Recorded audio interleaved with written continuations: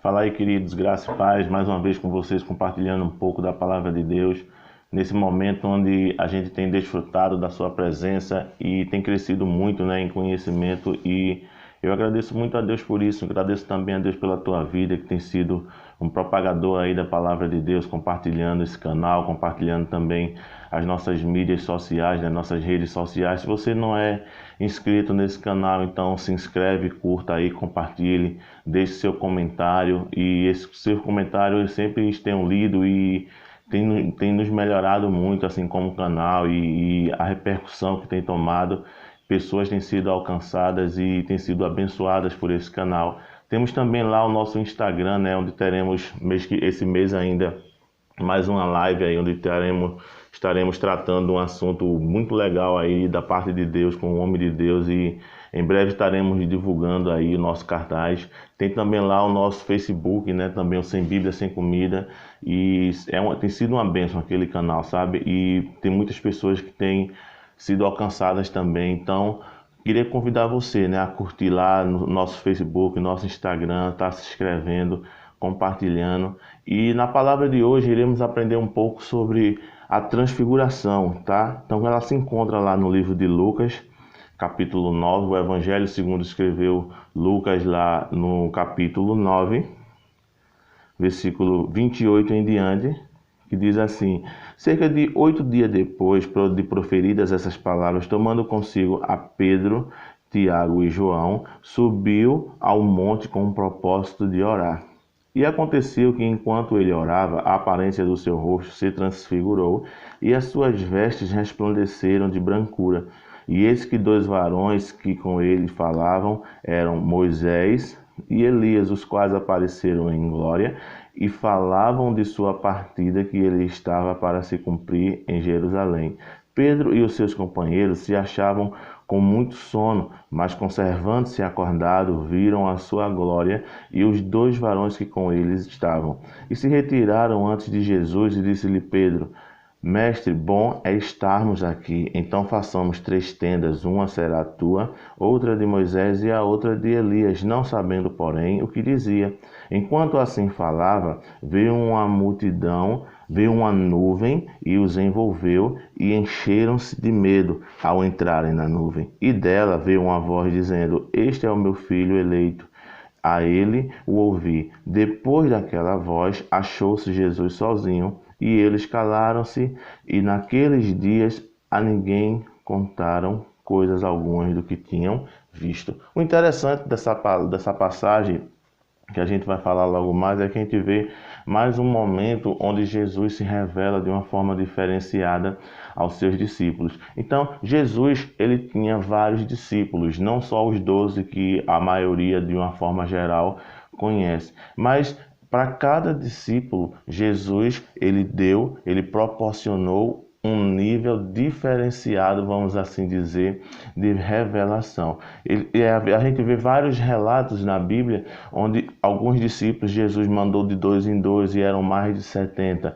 Então, Jesus tomou consigo 12 para andar com ele, para compartilhar mais de próximo. Mas no meio daqueles 12, a gente vê que tinha 3 que particularmente Jesus se revelava um pouco mais, que era Pedro, Tiago e João. E no meio daqueles 3, a gente vê também que tinha o apóstolo João. Um episódio muito interessante é o episódio que antecede a crucificação, onde os discípulos estão à mesa comendo, por exemplo, e que os discípulos começam a questionar quem é que havia de trair, e eles perguntam a João e falam para João: pergunta a ele, que certamente a você ele vai dizer.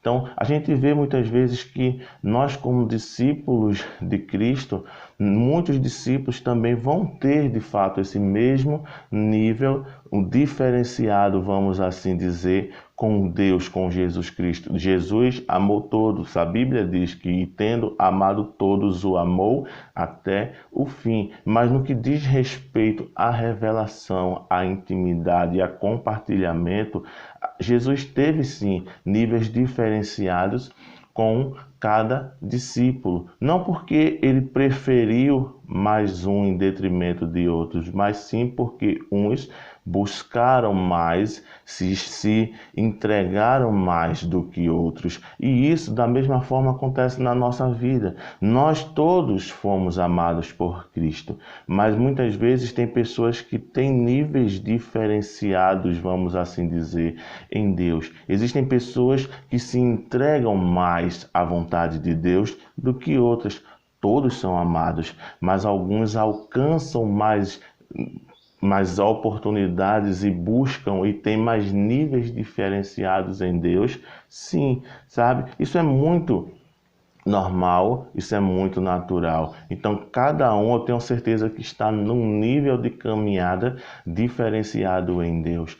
Hoje, as coisas que me feriam, que me machucavam e que muitas vezes me faziam até pensar em desistir da fé, como antigamente acontecia em minha vida, hoje não acontece mais. Então não é qualquer coisa que vai abalar minha fé. Isso é uma forma de um nível diferenciado de fé em Deus. Enquanto que outras pessoas que estão num nível bem mais evoluído do que eu, eles olham para trás e têm também essa mesma percepção. E voltamos aqui a esse episódio da transfiguração. A gente vê alguns aspectos interessantes e é justamente esses aspectos que eu queria tratar com você nesse momento e que o Senhor tratou comigo poderosamente também. Então você volta lá para o versículo 28. Jesus, ele tomou os seus discípulos e levou a um lugar reservado. Por quê? Porque ele tinha o interesse de orar. Uma das evidências que a gente tem sido alcançados por Deus é o desejo de estar orando. E sabe, e muitas vezes a gente quer estar perto das pessoas, a gente quer alcançar alguns níveis em Deus que algumas pessoas têm, mas temos que entender que esses níveis só serão alcançados se tivermos uma vida de oração. É feito Spurgeon disse que uma igreja que não ora, ela é uma igreja morta. E quando eu falo igreja, entenda você como essa igreja, não o corpo, o ambiente físico onde você congrega buscando a Deus. Então, temos que entender que Jesus ele tinha em sua vida a prática da oração. E em não só um episódio, a gente vê vários que esses mesmos 3 discípulos, eles estavam lá presentes. Eu sempre, quando eu falo aquela passagem da agonia de Jesus antes da crucificação, em que ele foi ao Getsemane para orar e chegou lá e soou gotas de sangue e chorou e aquela coisa toda que você conhece. Um dia a gente ministra sobre isso também. E eu acho muito interessante que Jesus chama os 12 discípulos e diz: fiquem aqui porque eu vou ali orar. Ele não impediu que os outros 12 fossem, mas o interessante é que quem foi só Pedro, Tiago e João. Então a gente vê algumas coisas que tem que ter essa proatividade, se assim eu posso dizer, espiritual também, de estar mais aberto e acessível às coisas espirituais em Deus. Então, lá no versículo 29, a gente vê que enquanto ele orava, a aparência do seu rosto transfigurou-se e as suas vestes resplandeceram de brancura. Então você vê que num ambiente que foi gerado em oração, foi revelado uma faceta, vamos dizer assim, uma outra forma de Jesus, onde muitos daqueles discípulos ainda não tinham visto, inclusive ele mesmos.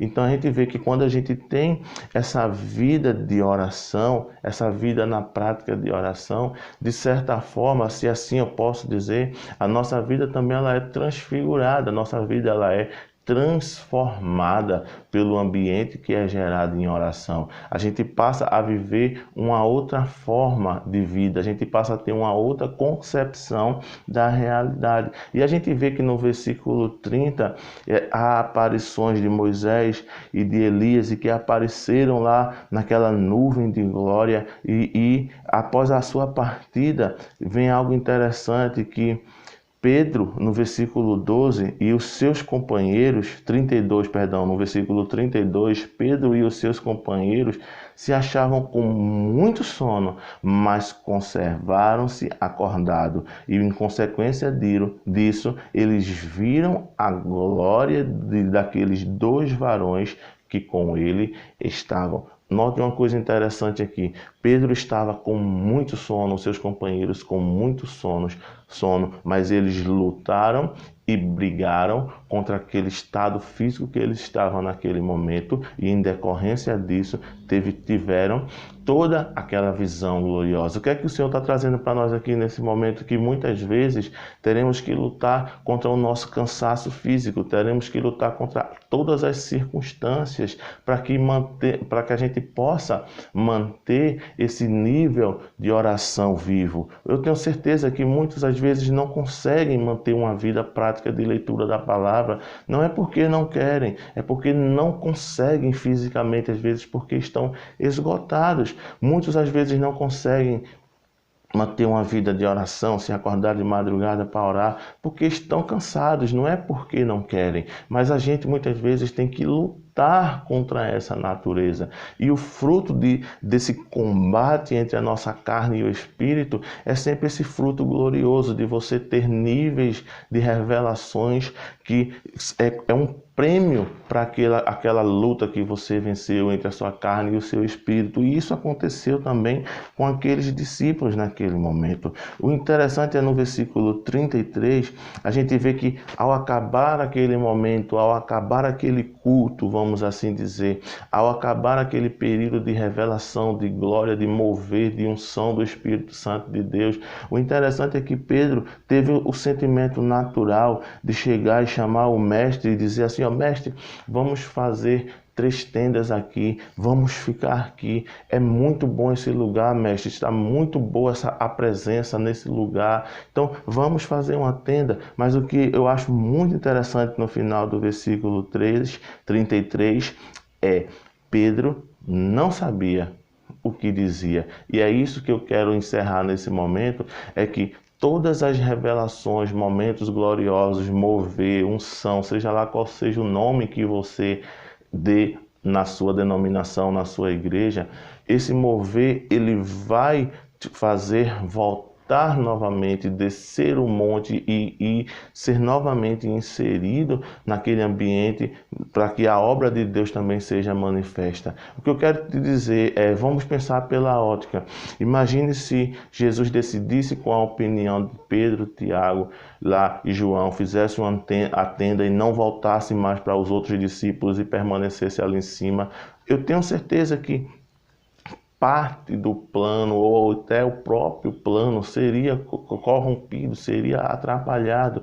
E muitas vezes Pedro não sabia o que dizia, porque Jesus ele estava se revelando naquele momento, e a Bíblia é clara que ele estava dizendo aos seus discípulos que estava indo para Jerusalém e iria acontecer tudo aquilo que a gente já conhece muito bem. Então, a gente, quando passa por momentos como esse na presença de Deus, quando a gente passa por momentos como esses, onde a gente tem outras revelações, o desejo de Deus é: aqui é bom, a unção aqui é boa, o mover aqui está ótimo, mas nós temos que ir para as ruas. Nós, como igreja do Senhor, nós fomos chamados para desfrutar sim de todos esses momentos gloriosos na presença de Deus, mas não podemos fazer a nossa tenda ali dentro e permanecermos ali. O que o Senhor quer dizer para nós numa palavra como essa é que toda e qualquer revelação que a gente passe em Deus e que Deus nos se revele a nós, nós temos que descer o monte da transfiguração, porque existem pessoas lá embaixo daquele monte que ainda não tiveram oportunidade de serem alcançadas por Deus. Então, que o Senhor, com essa palavra transfiguração, ele traga para a nossa mente o entendimento que é necessário subir o monte da oração, é necessário que naquele monte tenha revelações gloriosas em Deus, mas é necessário também que a gente não faça tendas ali, que a gente desça para buscar pessoas que estão no pé do monte e que ainda não tiveram esses momentos e essas revelações em Deus. Então, queridos, que o Senhor te abençoe e te guarde, que o Senhor faça resplandecer o rosto dele sobre ti, que o Senhor te dê a paz, que o nosso amigo Espírito Santo venha ser aquele que governe a tua vida e que você entenda que sem Bíblia você está sem comida. Graça e paz, queridos. Amém.